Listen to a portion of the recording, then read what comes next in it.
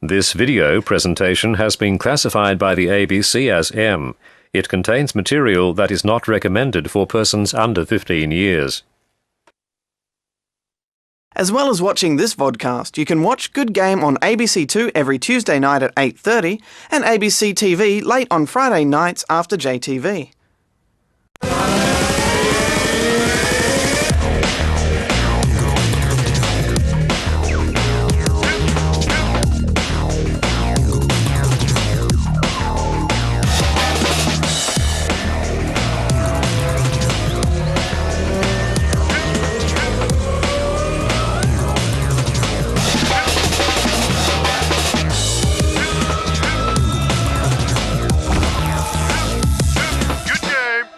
Hello and welcome to Good Game, the show for gamers, by gamers. I'm Junglist. And I'm Barjo. We're back, and we've leveled up. That's right, Series 3, here we come with more news, reviews, and developer interviews you could hope to point a cursor at. And we're not the only ones with a 3 beside our name. Halo 3 has finally arrived. Now, Jung, here's a little interesting factoid for you. Back in 2004, when Halo 2 was released, it achieved the highest first-day sales of any entertainment release, only recently beaten by Spider-Man 3. The movie, that is, not the game.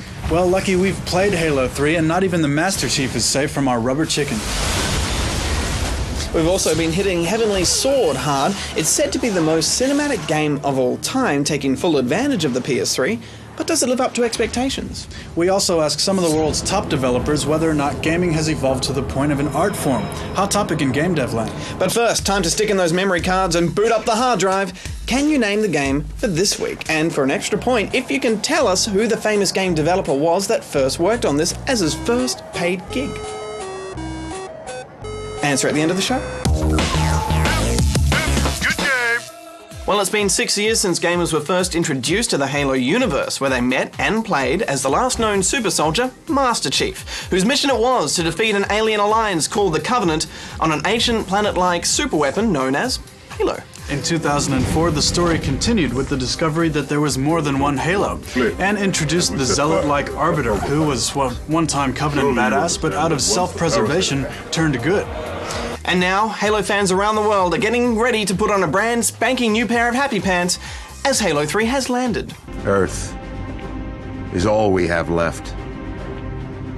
You trust Cortana that much? Sir. Yes, sir. This is either the best decision you've ever made or the worst. Hell of it is, Chief. I doubt I'll live long enough to find out which.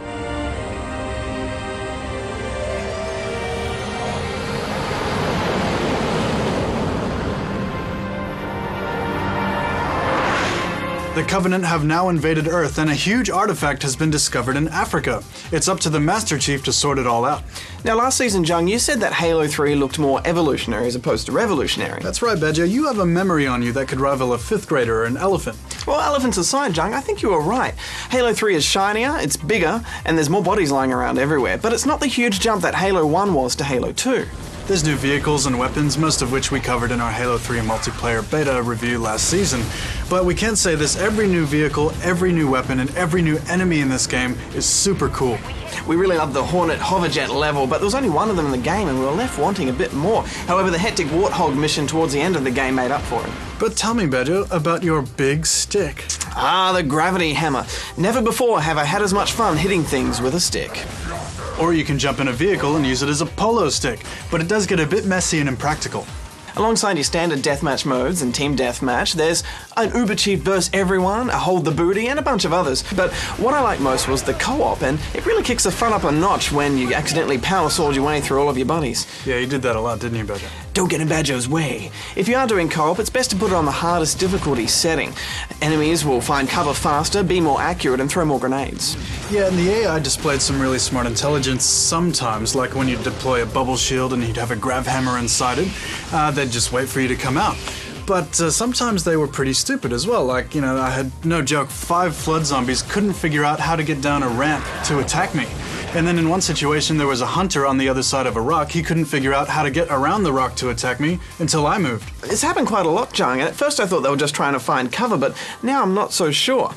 However, it's pretty cool when they try and jump on your Jeep as you're going along, you gotta shake them off, but sometimes you have to jump on their Jeep and their tanks and plant a grenade or just melee it to death.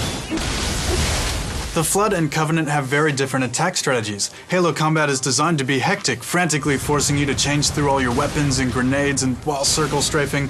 The action is classical deathmatch and undeniably fun. Killing a brute in a mob will send their little annoying guys running in demoralized fear. Why are they even in the game, Joe? These guys never really gelled with me when everything else is so serious. Why are these guys so silly? And why do they speak English? Yeah. Another thing that didn't gel with me was the inconsistent graphics. You know, often you'd have poorly lit and grainy models would stick out of cutscenes and they were really out of place. Yeah, gameplay scripted action actually looked a lot better. Now, I'm not one to make a big deal of petty technical effects or anything like that. I'd much prefer smart game design over bloom, but the lack of anti-aliasing in this game was very noticeable. Yeah, you know, HD effects look great, reflecting off water and off Master Chief, but every single curved rock looked just ugly. However, the HDR effects going from a dark era to a light era were fantastic. Yeah, some stuff did look quite jagged, and I can only assume they did that for performance. I mean, we did get a bit of frame skipping when we had a huge armored convoy of 3 or more tanks, but it only happened once in the game, so that was pretty good.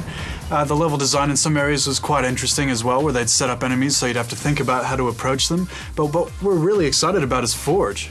Forge is kind of like a modding tool where you can move items around on the fly while the match is actually happening. So you can put a bunch of tanks near your teammates, but you can make it also so you're vulnerable or not vulnerable while all this goes on. It's pretty interesting. They set a budget too, so it doesn't overuse the hardware resources and stress it out.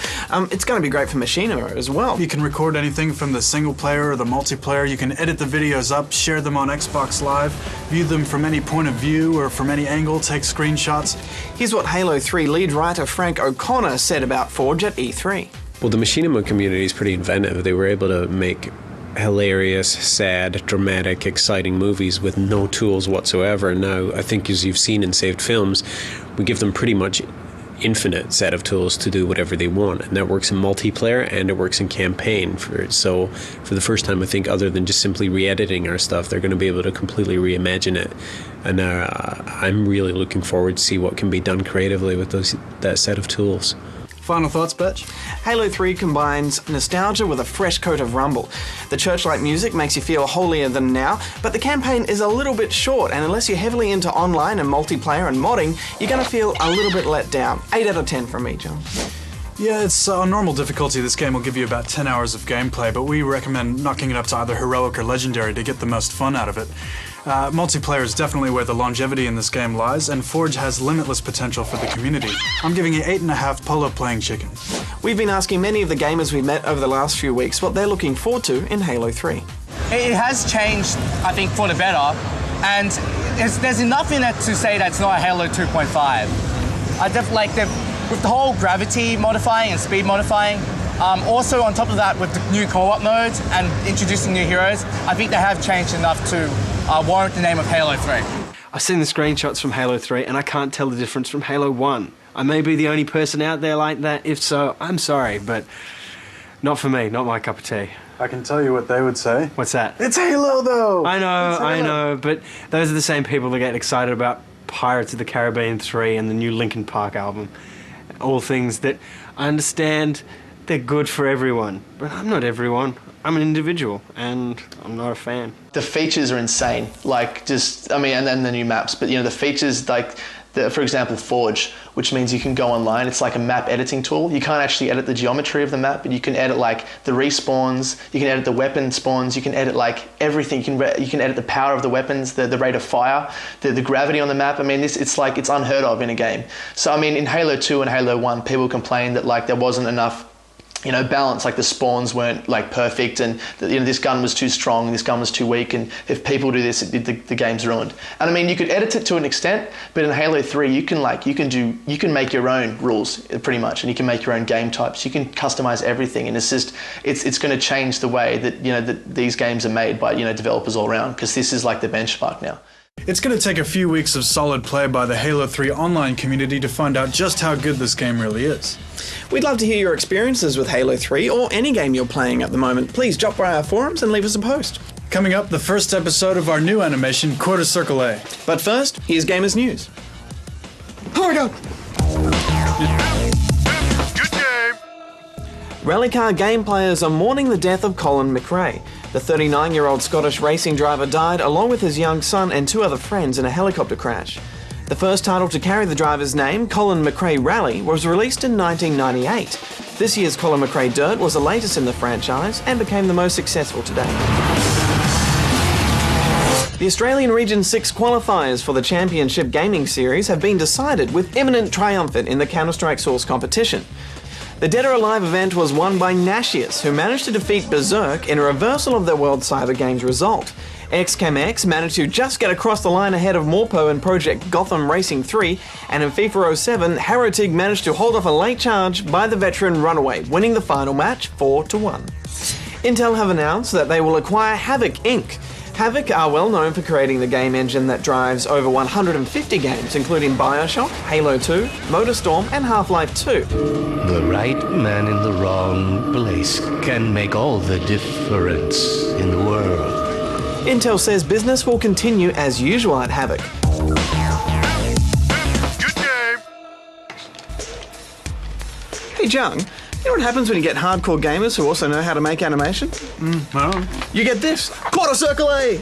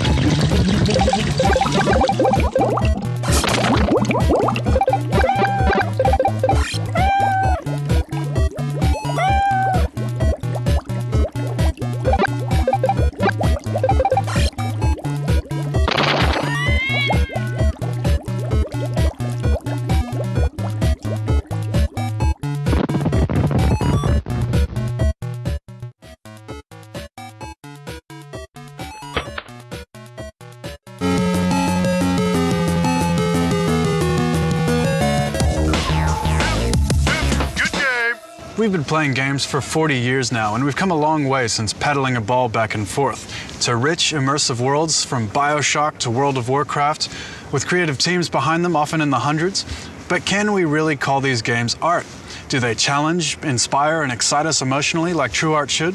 We asked this question of several of the world's top developers at E3. They're absolutely an art form. I think, it just depends on how you look at it. Music, obviously an art form. Art, creating paintings and drawings, obviously an art form. And I think video games are just an extension of both those things, with music and the interactivity of having, it's basically moving art. I think that, the Metal Gear series from Kojima and Konami are another great example where it's an individual game maker's, an artist's idea of trying to challenge you as a player and wants you to experience different things emotionally. And I think they're great examples of how the art of games has evolved too. It is an emotional connection between the player and the game maker.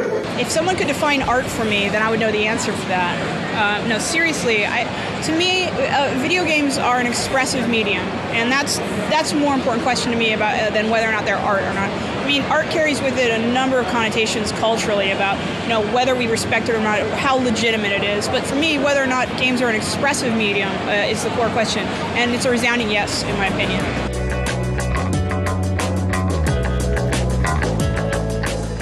If people knew what it took to put a video game together, I think a lot of people in the world would be really impressed. It's an organic thing. It's a very creative process. A lot of people don't understand that. They think it's just you slap it together. You write down a bunch of things that you want to do on paper and you go, okay, I'm going to go through that checklist to make a video game. It's great as a basis to write that down on paper, but the process, it flows. It's an organic little process that we put together. Right now, I think we're in the early era of games, or like the black and white or the talkie era of the film industry. I think it's more high-powered talents kind of get interested in the industry. It'll push it up a notch. Video games are expressionism as well. We make games to make you escape from the everyday routine. It's not because we want you to go out and shoot people in the face and all that other stuff. That's crazy. That's nonsense. When people talk like that violence and video games go together, that's a lie. People are sick from the beginning. But what video games do is they give you a moment of escapism. You had a rough day, you come home, now you're in our fantasy world. Now you get to play around. You get to have fun. And only things that can do that are things that are creative. Books, music, movies, TV shows, video games. So, not surprisingly, many developers believe they're creating works of art. But industry veteran Fergus Erghardt believes there's pitfalls for those developers who lose sight of their main goal. I think it's dangerous sometimes when we start actually saying, hey, what we do is actually art, because our job is to entertain. When we forget that what we're there to do is to build a product that's supposed to entertain 1 million people, I think when you just start exploring it as, well, how can we break the boundaries and break this and break that, we forget that, we just want people to have fun. And that's where I think there's a difference between art and what we do. Maybe just like movies, some games are more artistic than others. Take this game, for example. Pretty fun, yes? But art? And let's not forget the many games that are now considered a sport. There's also the whole genre of serious games, the ones being used to train, educate, persuade, and even heal. And sooner or later, you have to think about business. It's absolutely true. Games are an art form. We just have to balance it with the business. And you have to start with an idea, though, that is way inside the art territory. And then when you work with it, you bring it back over to business. And you won't ever get it to the shelf unless you manage to find the balance. But you have to start with your concepts in the context of an art. A good example of a game that decided not to let business interfere with artistic creation is Ico. Team Ico started their masterpiece on the PS1 before deciding the hardware couldn't do its game justice. So they switched to the PS2 mid-development. The result was the first game to use bloom lighting effects in what was considered to be one of the most artistic and emotional games of all time. But despite its worldwide critical success, Ico only sold 600,000 copies. So as the games industry continues to mature and evolve, the debate on whether games are an art form or not will continue. It's worth listening to the wise words of Stan Lee, creator of Spider-Man, who's seen it all before. When I got into comics years ago, people had no respect for comics at all. In fact, I hated having to tell somebody that I was in that business. People now realize that comics are a breeding ground for some really important, legendary characters. Would you say video games are an art form? Would I say that they're an art form? They are like one of the greatest art forms of all time. They combine story, action, visuals, characterization, suspense. If they don't look right, and if they don't come together right, and if all the elements don't merge beautifully, you've got nothing. They are an incredibly complex art form, and I'm in awe of the people who can create them. Good game! I have tried really, really hard to bring this land to order. I have prepared it for a brand new era. Have you stopped to think which side you are really on? Some say it's the most cinematic game ever. Others say it's a little more than a goddess of war. I'm talking, of course, about Heavenly Sword on the PS3, in which the red-haired heroine Noriko fights to raise the bar for next-gen gaming. Noriko's clan of warriors have been fighting for generations to keep the Heavenly Sword protected from use, even by themselves. But when King Bohan invades, Noriko has a choice to either use it or lose it. The Heavenly Sword, once owned by a god, grants great power, but drains the life force of any mortal. When Noriko draws it, she only has a few days to live. I mean, there's things in this game that haven't really been done before. Oh, really? It's like what? Take, for example, the large-scale battles. I mean, games have been trying to simulate a fight in the middle of a large-scale battle for years now, but we just haven't had the hardware to do it properly. That's right, they usually settle for fewer enemies with more hit points. Exactly. In this game, there's over 2,000 units in one battle. Granted, they're running the simplest of AI routines, and you're only fighting them in waves of about 50. But they didn't take the easy way out of just slapping more hit points on them.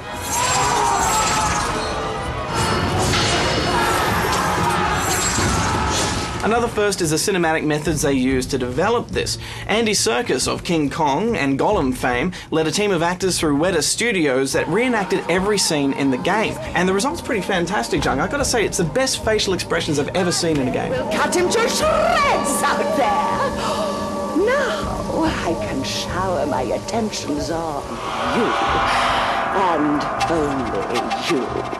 That's right, although I did notice they used the same actor for every one of Noriko's clansmen. Take a look. Thank you, Noriko. quickly. It's the same guy! One thing we've always believed in is the idea that games could be a medium like film and TV. You know, games are extremely personal and intense when you're playing them, and they reach you at every level, apart from the emotional level. So we wanted to make something that was, you know, as dramatic as a movie or TV or theatre. So when we met Andy, we went out to New Zealand, to Weta Studios, who did all the digital effects from Lord of the Rings. We took our cast out there. Andy directed everyone, and we motion captured. The motion capture facilities was actually more advanced than the one they used on Lord of the Rings and King Kong. And we had up to 5 actors on stage, where we captured their face, their body, and their voice simultaneously. So they played out the scenes as if it was a play. Not because you are an incompetent fool. I am. Very early on in the process, 4 years ago, we wanted to create a sense of pathos, if you like, a hero who's really strong, but also has a lot of vulnerabilities. And it seemed natural to us to make the lead a female. When you're playing as Nariko, you do kind of feel responsible for her in a way, and you're with her kind of in the brutal, violent moments of the game, and you're also with her in the very soft moments of the game. You shouldn't be here. You must come home with Kai. Obviously, not every game should be story-based, but the ones that are, I think, need to deliver on the dramatic side of things. The result is a game with more emotion. Most developers don't hire screenplay directors and professional actors, preferring to do most of that themselves. But seeing as it takes literally hundreds of subtle techniques to create one emotion in a game, it's a pretty hard thing to do. Here we see how the emotional effect is boosted by people that know what they're doing when it comes to drama. Kneel before me and I will show mercy to your people. If you resist, then you will all die together. But Jung, you can't deny that it mimics God of War heavily, and the epic battles, the swords on chains, and the action sequences. Is that such a bad thing? Well, no, not really, but they did kind of gimp the action sequences. They're too fast, so you can't actually enjoy it. Spider-Man 3 did this as well. The buttons are the same every time, so when you die, you already know what you need to press to get through it. It's not as rewarding. That's true, but they have improved on the standard action formula. I mean, they've got the 3-stance fighting system, and you can switch between the 3 mid-combo. The 3-stance fighting system adds depth, it looks great, and most importantly, it operates very fluidly. I also think the counterattacks are a lot sharper and more rewarding. Exactly, and they've got that thing called after a touch, where after you throw something at an enemy, you can guide it to its target using the 6-axis. Oh my god, no ways. They found a use for 6-axis? I didn't believe it either until I played it, but it's actually pretty fun. You can use it for cannonballs, arrows, and even corpses.